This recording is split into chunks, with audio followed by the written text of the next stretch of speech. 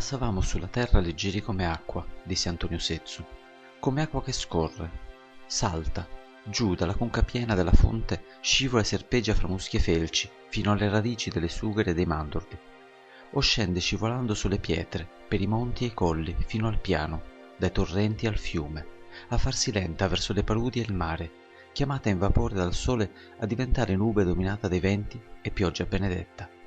A parte la follia di ucciderci l'un l'altro per motivi irrilevanti, eravamo felici.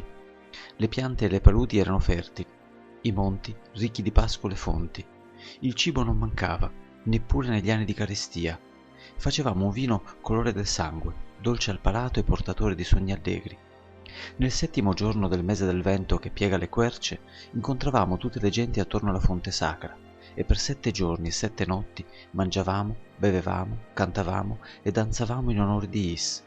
Cantare, suonare, danzare, coltivare, raccogliere, mungere, intagliare, fondere, uccidere, morire, cantare, suonare, danzare, era la nostra vita. Eravamo felici, a parte la follia di ucciderci l'un l'altro per motivi irrilevanti.